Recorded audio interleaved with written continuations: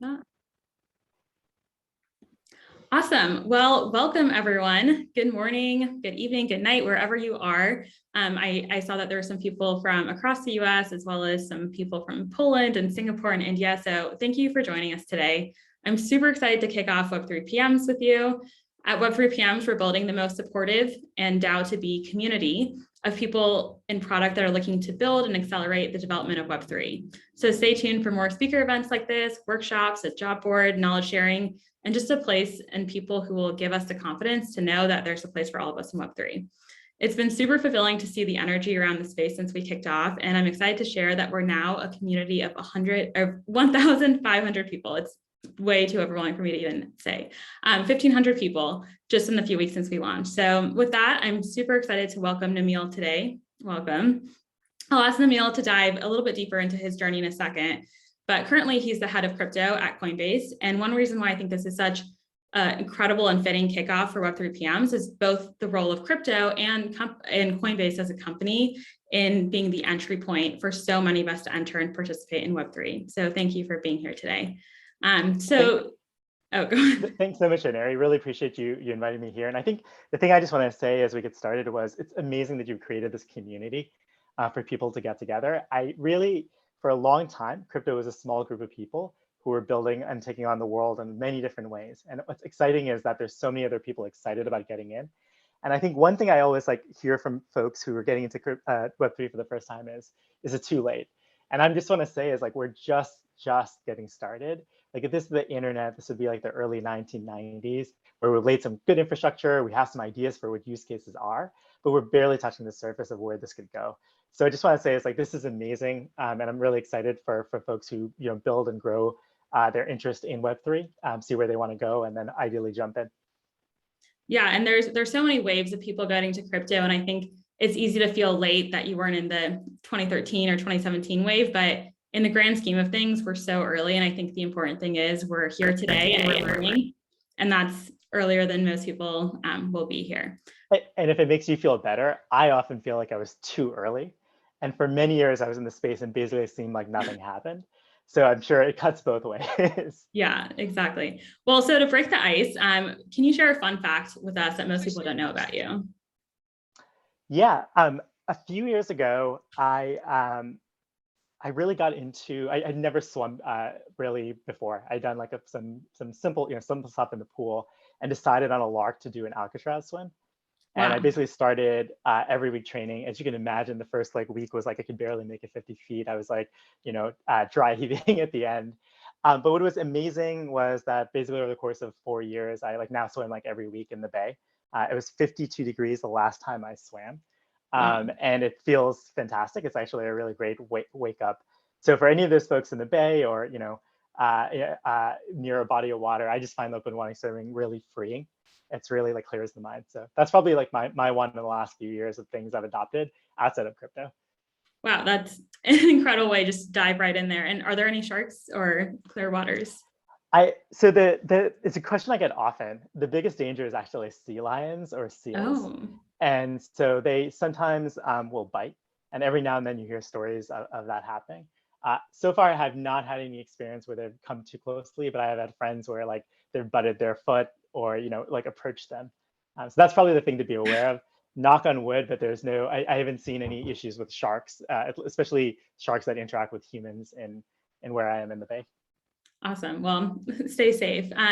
Yeah, why don't you kick us off by telling us about your origin story to crypto, and when did it kind of first click to you that this would be something big and that you were really passionate about?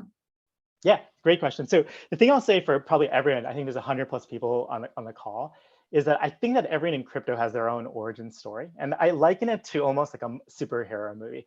Every superhero has their origin story, right? Whether it's Superman leaving Krypton, whether it's Batman seeing his parents killed in front of him. These are examples in the superhero genre. But for all of us, we have our own reasons why we came into crypto. And I'll give you examples of in the early days.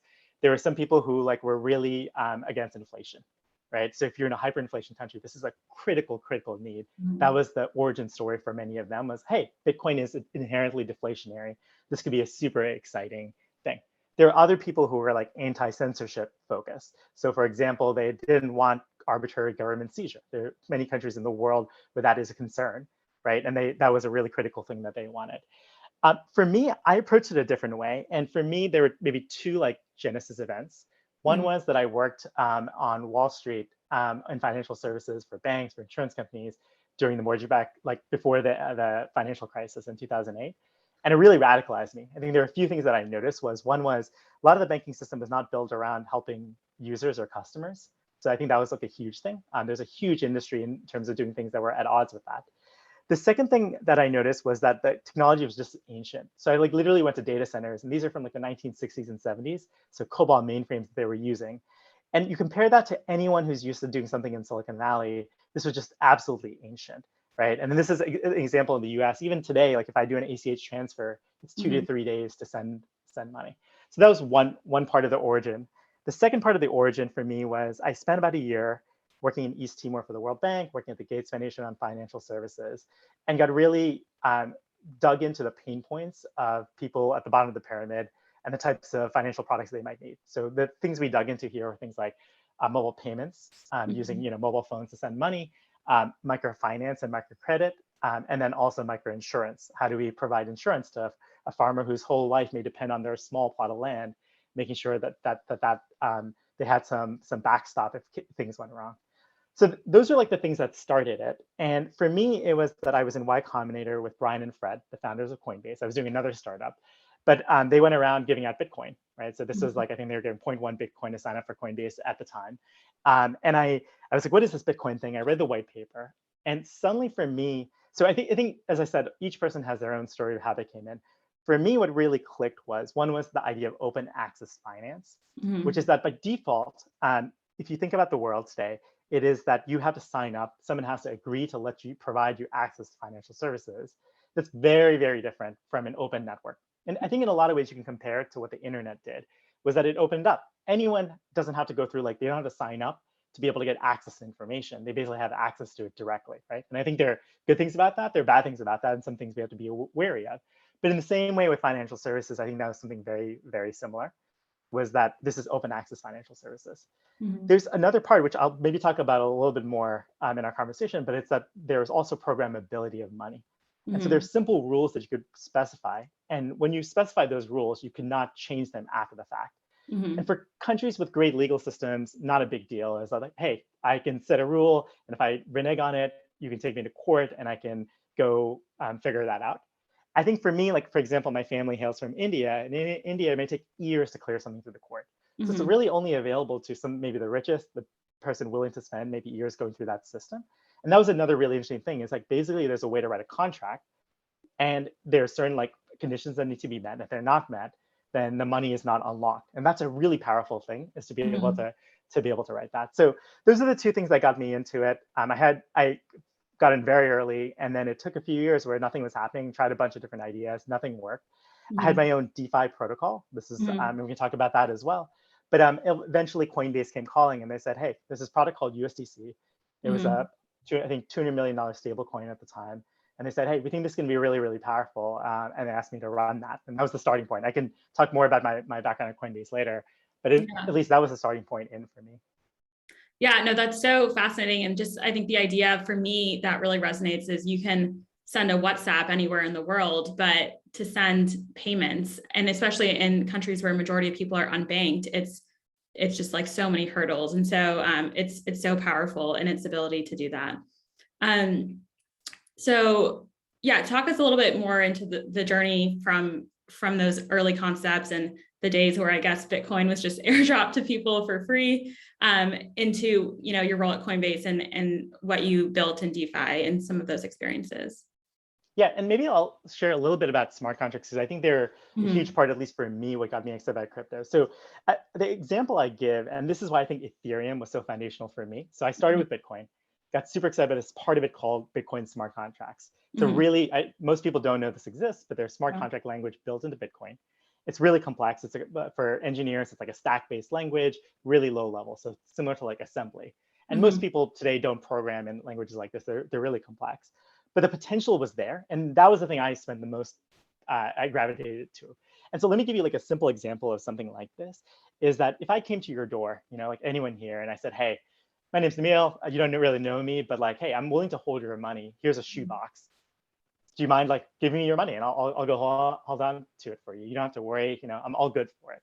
I Right? And don't most trust people here you. would look at me like I'm crazy, right? This is Yeah. like a crazy idea, right? And this is part of the reason we have such stringent financial regulation, right? Is that anyone can take that money and they can run with it, right? The power of smart contracts is that I can set certain rules, and even me as the creator, I cannot violate them, right? So in 2016, I remember like Ethereum was coming out, and or 2015, I wrote this smart contract. It was like a mini bank, and the basic idea was that you can deposit money and you can withdraw money.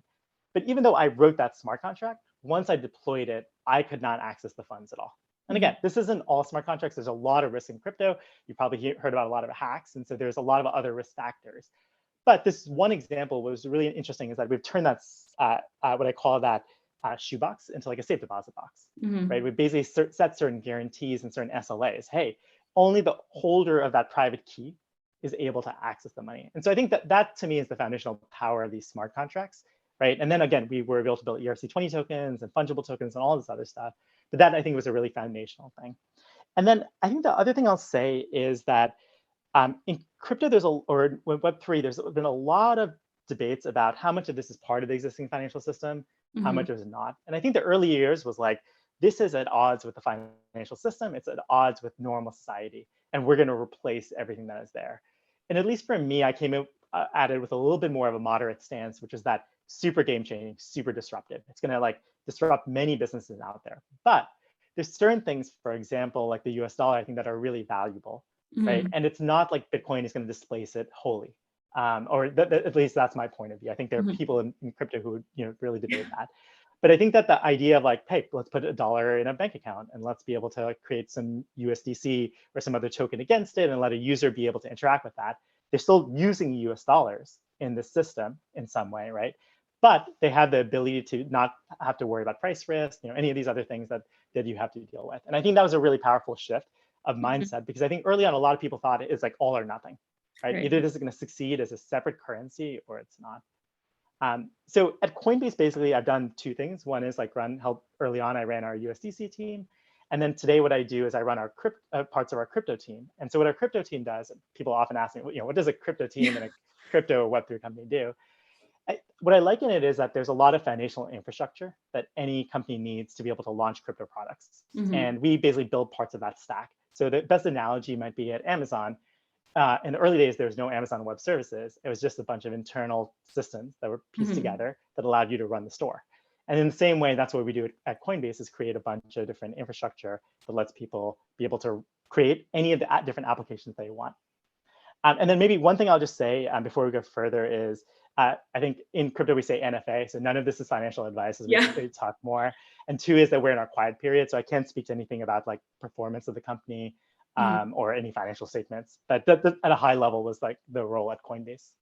Yeah, no, thanks for that disclaimer. I was just going to say everything here is informational purposes only and not investment advice. But I think that is so powerful, the kind of like the composability and immutability of smart contracts, and just the idea, I think, coupled with the fact that you can put something out there like the Ethereum white paper, the Satoshi white paper, and just have developers build on top of that. So curious if you could just kind of talk about the space and like building on top of other people's ideas and how that works from a product perspective. Yeah. So one thing I will say is that the thing that's most fascinating to me about a lot of the early growth of Web3 and crypto is how much of it has been driven by individuals and retail like users. You'd often think for something this game changing that massive companies would have made huge investments in it, really helped it grow. That's only happening, I would say, in the last like 1 to 2 years in a really big way.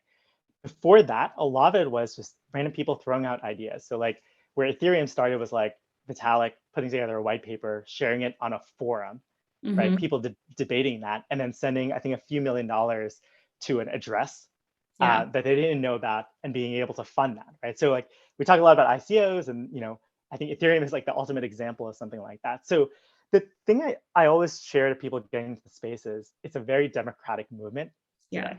It isn't about like large companies like X, Y, and Z, large banks or financial institutions. If anything, those are the people who should think about this the most, because it's so useful to their business models.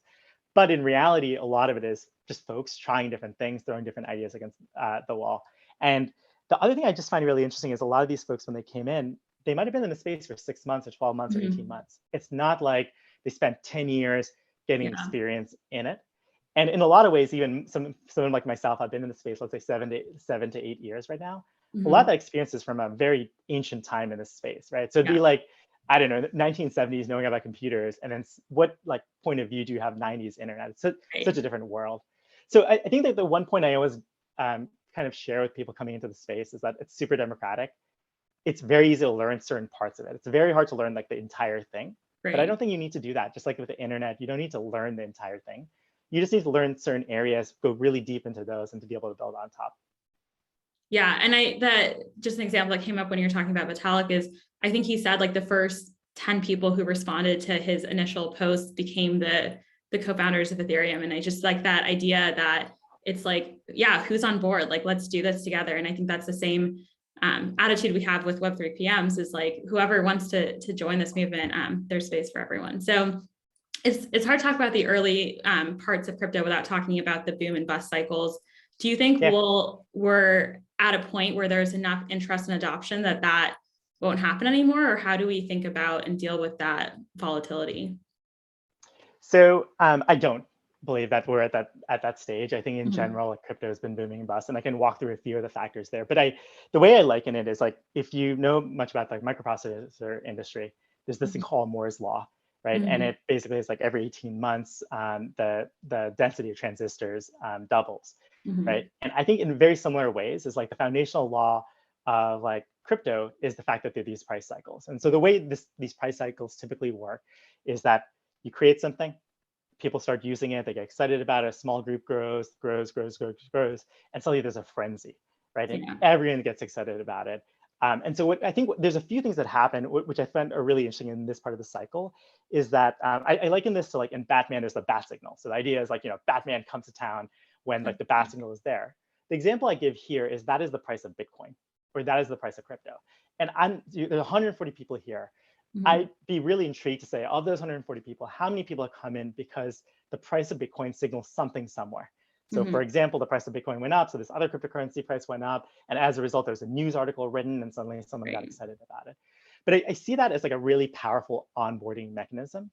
And what I mean by that is I think there's a few things that happen. One is talent, like all the folks here, your interest is probably a function of these the bull cycle of the last year, a little bit more than a year, right? And that's really powerful. The other thing is capital. Capital just flows into the space. And to make all the investments that we have to make in crypto, it takes a ton of money, right? And a bunch of different ideas that are not going to end up anywhere. But ultimately, the idea is that like they'll bring in this money and we can build some really great things. And then it's easier and easier to build the next layers, right? And that's very similar to the internet. You had a bunch of layers built, like to build like to lay like fiber optics, right? It's super expensive set of things that you have to do. In the same way, laying a blockchain may be a really complex endeavor, right? And then it's easier and easier to build like protocols on top and apps on top of that. So I think that's the second thing. The other things is that the media suddenly pays attention. So the price goes up. Suddenly there's like everyone in the world is reading articles about crypto and about Web3, right? And 2-3 years ago, that might not have been the case. I think in 2019 it didn't really happen. 2015, I remember, is basically like a dead 2015, and 14 was basically like a dead time in a lot of different ways. So that's another thing that happens. And the last is that a lot of companies get involved and they try to integrate, which is really cool because it means if you're an entrepreneur trying to build something, if you work at a company in the space, suddenly you have all these business deals that could be made. There could be ways for you to get started, right? And again, we've seen a lot of this from like everything from Visa to JP Morgan making waves in the metaverse or in NFTs.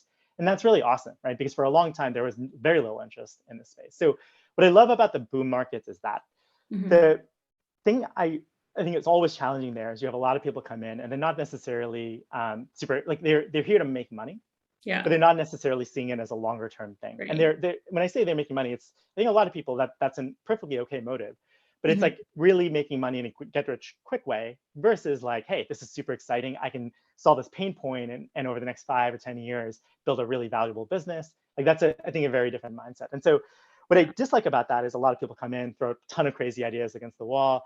No matter if your idea is the worst in the world, it's very easy to get funding. You can get a large soapbox in the space as well. And so what I really like about the down cycles is that people build And Yeah. what I noticed is like 6 to 12 months into down cycles, a lot of people who got in sometimes leave, right? Because Mhm. I see a boom might be over, so I'm not making my money. I don't know where it's going. I'm not even sure if this is the right thing for me. I think this cycle is different in that there's more staying power than there Yeah. was before. So what I would say is that to me, the cycles are still there because the same effects of price going up, people coming in, price going up are still Mhm. there. What I think is different is that the length is probably extending for sure. And Okay. I think the people coming in are feeling more comfortable that it's there for real, right? Yeah. So what I noticed was like in 2017, someone would come in, 2019, they're like, I'm not sure if this is going to be a thing, right? And you can search on Medium, but there's some great articles of people about how they're walking away from crypto, right? Mm. And you can see the dates on them, and it's generally because like, hey, it's been a while, something hasn't happened. My hope is for a lot of the people here, you're here because it's already shown that it's going to have staying power. It's not just speculation on Bitcoin, it's Mhm. NFTs and it's decentralized finance and all these other things. So that's just my general thought is like, I think the Yeah. cycles are still here, but I think that they're going to be lengthened. And I Yeah. think they have some really powerful effects in these cycles. I think that's going to be like the story of getting people into crypto is going to be the story of like price. Yeah. And it's not just, I mentioned, like entrepreneurs, I mentioned like investors, but I also mean just users, right? I, Yeah. this idea of getting hundreds of millions of people to install these really terrible user experience apps, a lot of them out there are crap, right? And Yeah. that's the role that a lot of people here play. The idea that like we can kind of onboard 200 million people with this terrible user experience, right? I don't know what the number is who use crypto in the world, but like let's say Yeah. it's 100, 200 million, somewhere in that range. That is insane for Yeah. something that is such a crappy experience versus, people who work at Facebook, work at Apple. Like, the user experiences are amazing, right? And so Yeah. that's the cool part of the space is that even though we have all these issues, right, in terms of usability, people have come in. There's still the value that you're showing people. So given a lot of this Yeah. volatility, how do we equip ourselves to identify what's a good opportunity? And even in these boom cycles where money is just being thrown, how do we evaluate different projects and potential job opportunities to know what maybe is worth it versus what's maybe just fluff? So I think it's the $1 billion question is like, how do you cut the wheat from the chaff? Like, how do you figure out what is real and what is Mhm. not? I think it's easier to sniff out what is not real. Yeah. And the things I say, like the one observation I have is because there's so much money at stake, there's just a ton of hype and there's a lot of really conflicting incentives in the space. And so example I'll give you is if you're just reading just the media each day, I think a lot of the media, like say crypto Twitter as an example, is a Mhm. function of engagement and incentives, right? Yeah. Someone's on the other side who wants that content, and the person who's posting it out there has certain reasons that they want to do it. They may want to grow their following, they may want to get you to use their product, et cetera, et cetera. So the thing and the reason I caution this is that a lot of people when they come in, they're like, okay, I'm going to read crypto Twitter and like I'm going to follow things that are hot there on a regular basis. Mhm. And I feel like it's going to just lead to pain Mhm. ultimately because a lot of it is that engagement incentives. And so what I really like doing is on a consistent basis trying different things in this space and Yeah. having my own point of view on it, and then interacting with PMs, engineers that I respect, Mhm. who are not doing it, just for engagement, but like they have a certain point of view and hearing what their thoughts are. And Yeah. so a simple example I'll give you, like a story is like when I got into Ethereum, I was like, the thing that attracted me was JavaScript for smart contracts. Mhm. And there are all these other reasons to use Ethereum, but I'm like, that is so cool, right? As a Yeah. usability thing for me. I was like, developers cannot build on Bitcoin smart contracts, but they can build on these JavaScript smart contracts Right. so much simpler. And I played around with the language. I'm like, this makes a lot of sense to me. And no one was really writing about that. They were Yeah. writing about Turing completeness, they're writing about other things, but they weren't necessarily Yeah. like pointing that. And that was my point of view. So what I really encourage people here is to try different things that are out there. Debate with yourself, like what you think is cool and what is interesting, what use case there is for that, and use that as one of your core barometers. And then also respected like community members out there rather than, hey, this is getting tons of different articles. Mhm. Like I'll give you an example is like, I think NFTs in the metaverse are an example that is a ton of people are reading about that. I'm more skeptical of that versus the idea of NFTs or the metaverse on its own today, Right. right? And again, maybe that'll change. And I'm not an expert to say, whether this will happen sooner or later. But what I can say is that like there'll be other things out there that you'll have a point of view on, and that's what I would really Yeah. focus on. Yeah, I think a lot of the projects today are trying to instill a feeling of FOMO and Yeah, like kind of like look one layer deeper and really think about like, are you solving that huge problem? Like the JavaScript example that you were giving. So can you just take us into a day of the life of your role at Coinbase and maybe a little bit of a behind the scenes of an example of like a trade-off that you've had to make or that you make often in your role as a PM? Yeah. So I think like today, the example of a role like mine is that I have a team of product managers, and each of them are working on different verticals, and then they get to bring their most complex challenges to me to brainstorm with them on how to do it. So what I love about the team that we've assembled is that they're all super capable on their own, and Mhm. there's some things that they have to match across different teams.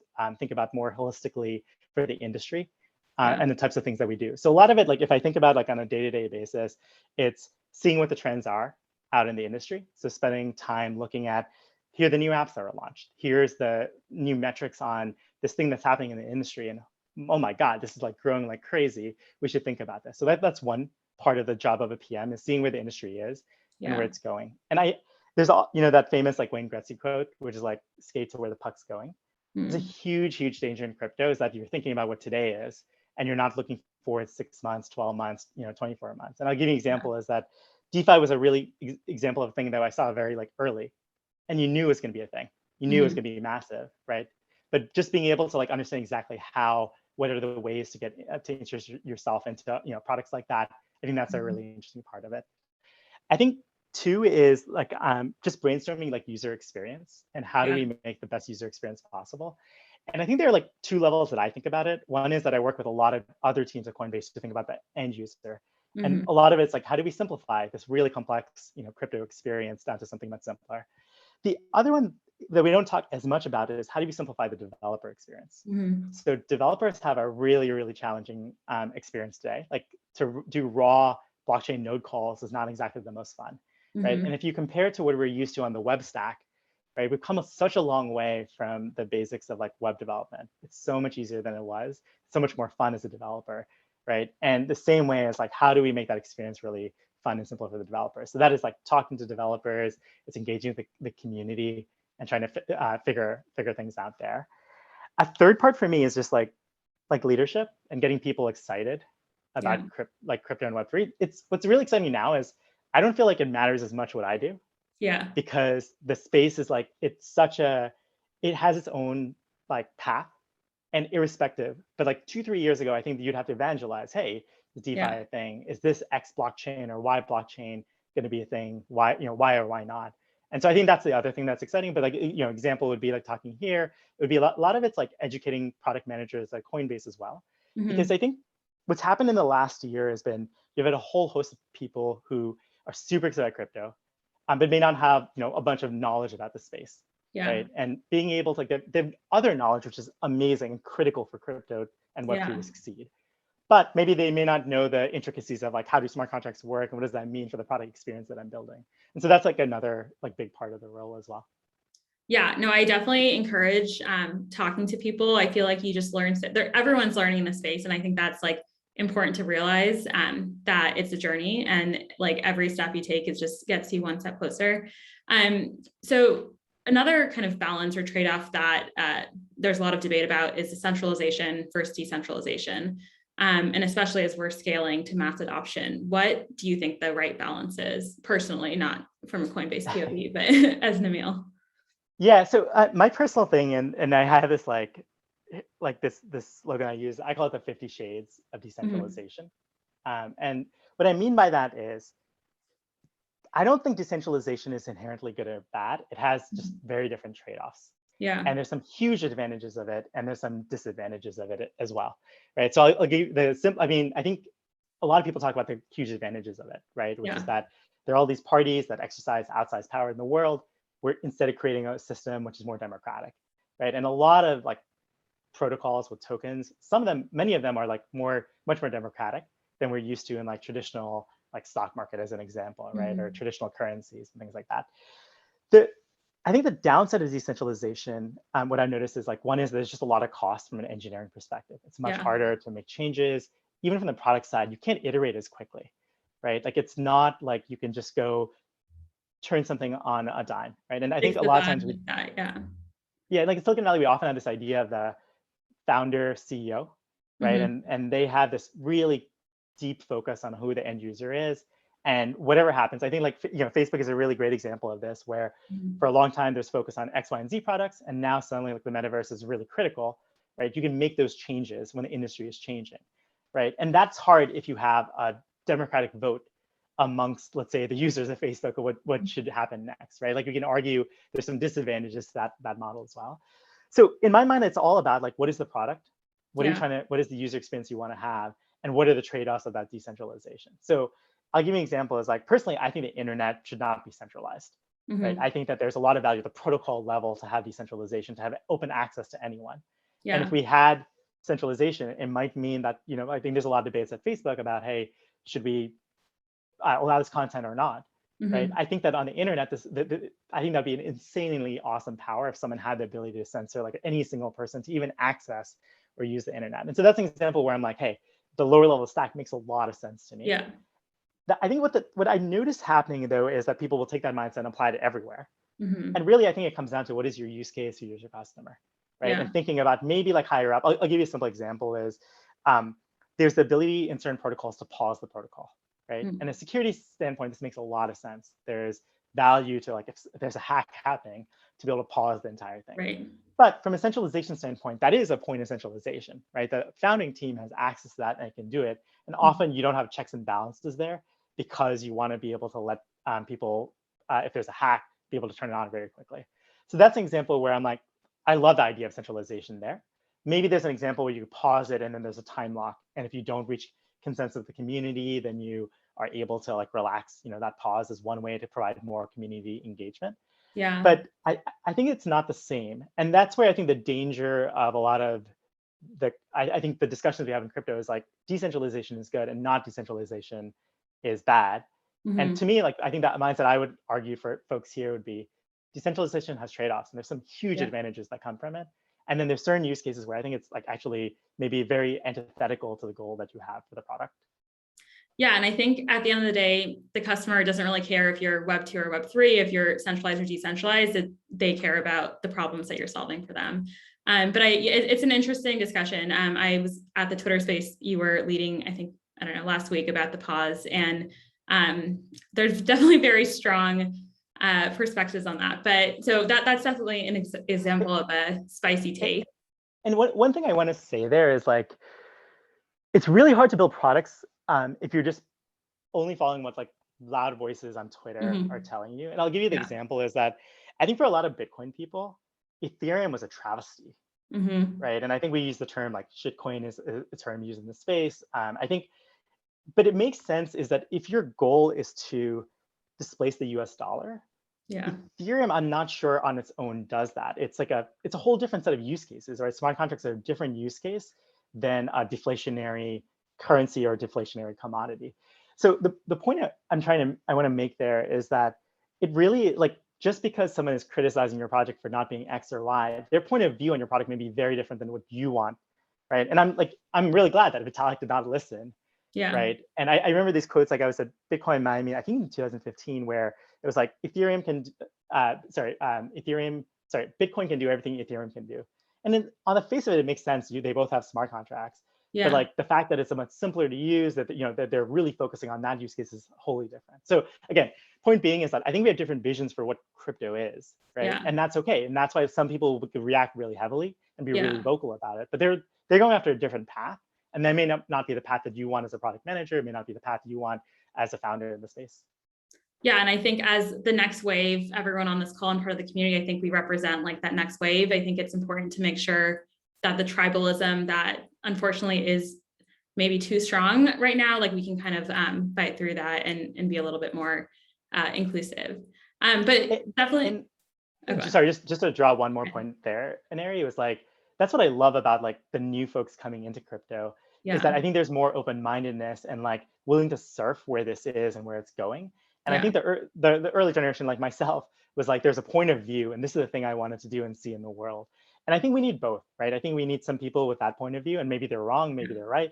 I think we need other people who are willing to like question some of the dogma, right? I think there's definitely like, let's say there was dogma that was built up. What I love about this group is like my sense is like a lot of the background will be wholly different. A lot of you will be different. Like it's a much bigger tent maybe than it was in the earliest years. And that's a really, I think, powerful thing. I don't think crypto scales to billions like it has with the internet without having a big tent. Yeah, yeah. And people may come at me, but I think Bitcoin is great. I think Ethereum has amazing use cases we've seen built on it. I think Solana has great gas fees or no gas fee. Like, I think there's just so many like exciting things in the space. And maybe because I don't have as much time in it, don't have as strong of a perspective, but I think that's hopefully a good thing, or at least a fresh perspective. Any other spicy takes? I know the centralization is somewhat of one, not full of centralization, but some aspects of it, but any other kind of spicy takes to share with us? I think like my other spicy take, and who knows, I mean, we should look at this video in like 10 years and see, the reality, but I think that I think we're gonna have a small set of chains where most of the activity is eventually. And that is not like in any like 1 or 2 year period, right? Like I think we see tremendous amount of growth in blockchains ever since like 2016, 17, that ICO boom. Now we're seeing a whole growth of like layer 2 networks and side chains and all this other stuff. But I think that the downside of that is that composability becomes much harder. And my feeling is that we'll end up in a world where there's like a few chains. Some of them, like let's say Bitcoin, I think is like here to stay, and it's going to be focused on a certain use case. That's going to be very different than other use cases that are out there. And the analogy that I do is like years ago on the internet, the web wasn't the only thing. There was like FTP, there was Usenet, there was Gopher. Gopher was a competitor to the World Wide Web. And all of these, like if you saw the internet screen, like let's say in the late 80s, early 90s, it might have been, here's 15 different protocols, and you can pick which protocol you interact with. That's what it feels like today to me in crypto. It's like when I open my wallet, I get to pick which protocol I'm doing. And candidly, for most users, they just want access to what they have. So like, I don't think a user cares if it's TCP/IP or it's UDP, right? That's an example on the protocol layer. I'm not sure a user cares if it's the web or if it's Gopher. They want to be able to do certain things. And ideally, to me, eventually the technology gets out of the way.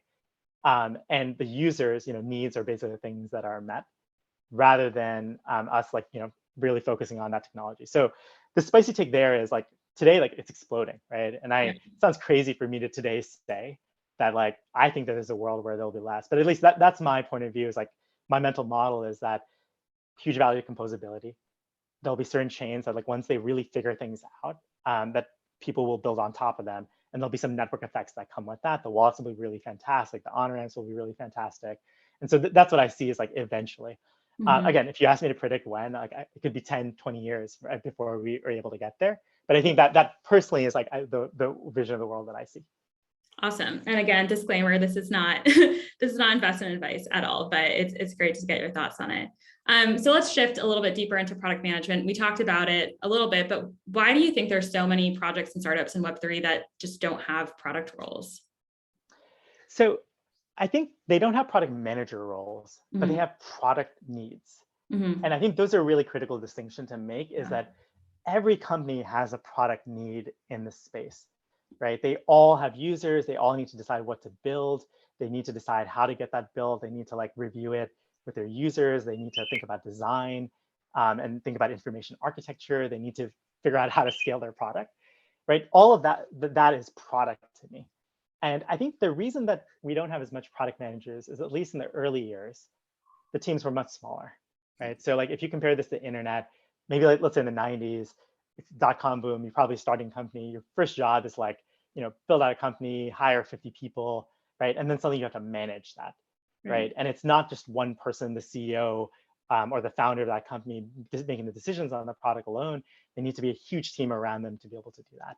But what's really interesting about Web3, and again, this is another reason that for the folks here thinking about getting into the space, is that the power of a single person in crypto is probably the most power that anyone has had, and like I think in tech history, right? So you see these protocols that have hundreds of millions or billions of dollars. And if you're in the traditional financial system, you're in traditional financial products, you might need to have like, I don't know, an MBA, 15, 20 years of experience, all this other stuff, right? And in crypto, literally, like you can write a few hundred lines of code and you might have a TVL of tens of millions of dollars, right? And again, I think that comes with its own set of risks, but it also is like amazingly powerful for people who are getting into this space. So I think like that is just a really, really different point of view. But when I think about like the product needs are all there. And I think there's some companies that are growing up where they need a lot of product needs. So I'll give you an example. Like Coinbase is a perfect example where I think we're growing. I think we have a blog post just recently out. I think we're growing like 1,000 or 2,000, 3,000 more this year, right? And I think that like if I look at OpenSea, that's another example of a company that's just hyper scaling, right? And I knew that company when it was like 2 people. Yeah. I remember just like a year and a half ago, it was like 7 or 8 people. The idea that one of the largest NFT exchange, is just a few people, and now is an example of something that's scaling. So there are companies like that, and that's where I think that the more traditional product managers are, right? Is that you compare that to a lot of Silicon Valley, like Fang. Like the example there is like you have larger teams, you need to be able to manage multiple products all in the same company. Right. But what's different, I think, about crypto is that you have those companies, but then you also have DeFi protocols, you have open source protocols, much smaller, globally distributed. And my feeling is they all have product needs, Yeah. but they may not call it a product manager. It might be a mix. It might be growth. It might be product and growth like mixed together.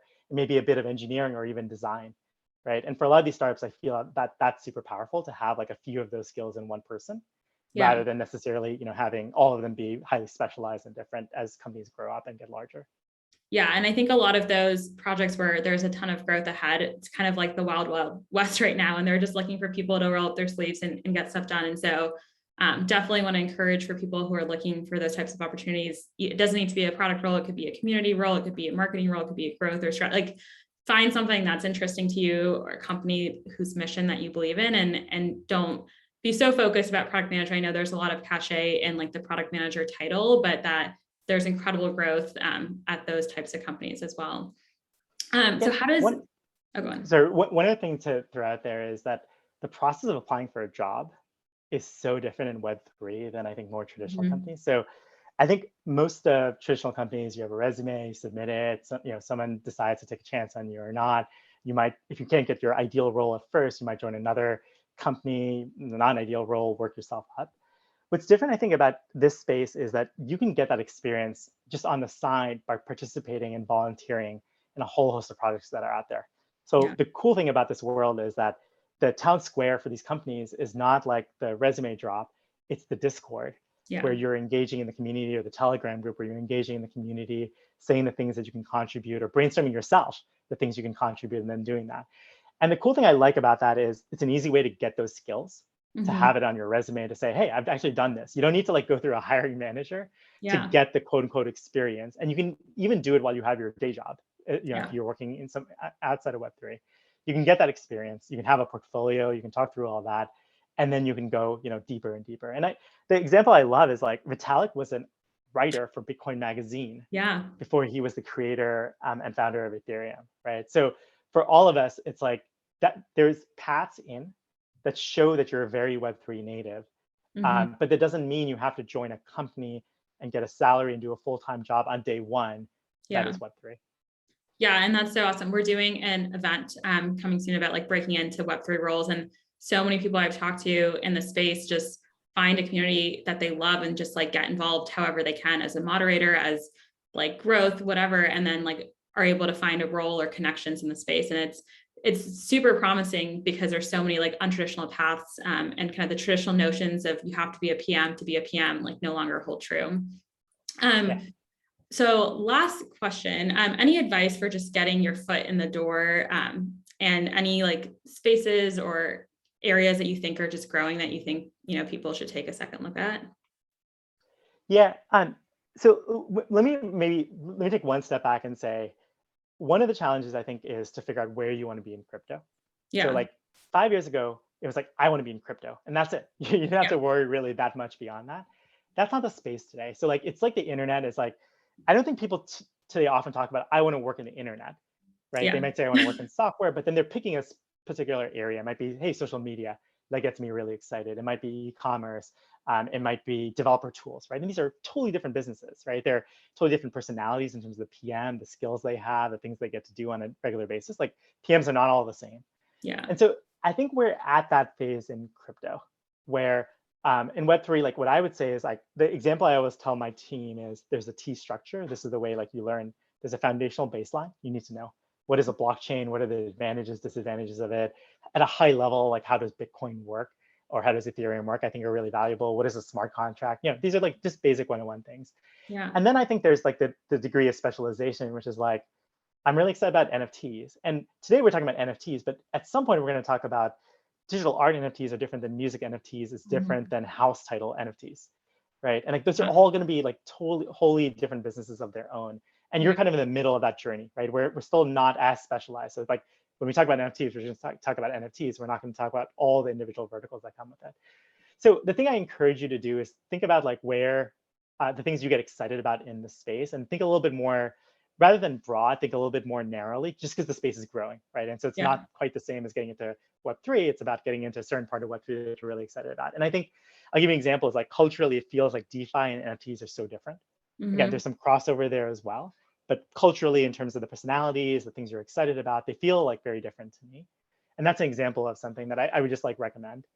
And then in terms of getting started, I think someone in the chat had this point, but I think like DAOs are a really powerful place in which to join and support. You can often get paid for it in the token of the team. You can make connections with people in the Discord community, but I think that's a really powerful way. Part of that is that I imagine a bunch of people are coming outside of the Web3 world into the space. And so if they are, I liken it to, let's say you were building software where it's all desktop and then the mobile phone came out. It's an entirely different product experience. And I think the same example is packaged software versus online delivery of software. Like before and after is just so different. And that's what I feel about like Web 2 versus Web 3 is that Web 2, especially if you're like a larger company in the Valley, you might be working at Facebook. There's a certain set of muscles, or Amazon or something. There's a certain set of muscles you learn, which is really, really connected to that. But like when I think about a DAO and what a DAO needs and the size of the team, and the fact that you have a global user base on day one, that there's a token and the incentivization mechanisms of the token, like all of those are different, right? Like most Web2 companies never have to deal with a token. And what does that mean for incentivizing users, incentivizing communities, even having workers who are not official workers, but contractors who are contributing, because they get a token. So all that is to say is that I would really encourage like working something deeper in Web3, maybe do it through the context of a DAO that's already existing, and learn through that journey. Again, there are also companies like Coinbase, which I love as a way to get like started in the space for people who are new. I also love it if you're highly specialized in certain areas, and it's a really fantastic place to have impact on the entire space. But those are just examples of like ways you can get in. And what I'm trying to do is come up with ideas for ways that you can do it without necessarily having to be an expert in Web3 to get a job. Yeah, it's the playbook is being rewritten all the time. And I think there's so many awesome opportunities. We have people coming up, events almost every week for the next 2 months already scheduled, and a lot of people from DAOs that are coming to speak to us and kind of across the board. So definitely embrace Nemil's team model, kind of understand the basics, and we have a lot of resources, and there's a ton out there, and then find something that you're super passionate about and dig deep into that. Thank you so much, Nemil, for sharing your knowledge and your time with us today. I think one of the best things about, the Web3 space just overall is just how much leaders and kind of early people in the space are willing to give their time and teach others and welcome them into the space. And this is just an amazing example of that. So any place people should follow you or just kind of stay in touch? Yeah, so I have a Twitter, it's Aneri Amin. You're welcome to follow me there. Every now and then I'll put in some hot takes on crypto. And then I have a blog, it's nemil.com/crypto. Very sporadically I'll write, but I spend a lot of time when I write reflecting on where I see the space going. So especially if you're starting in this space. Yeah, I was just going to say they're really awesome, like long form things. And I was looking back at things even from like 2018, 2019 that are still so true, and so much of that possibility that hasn't been realized that you're writing about. So definitely, and then we'll put it in the chat too at Nemil D and nemil.com. But to everyone who came here, thank you. Thank you for being part of building this community. Share feedback in the Discord, and yeah, we have a lot of exciting events coming. So glad you're all on the journey, and we're all going to make it. Thanks, everyone. Cool. Bye.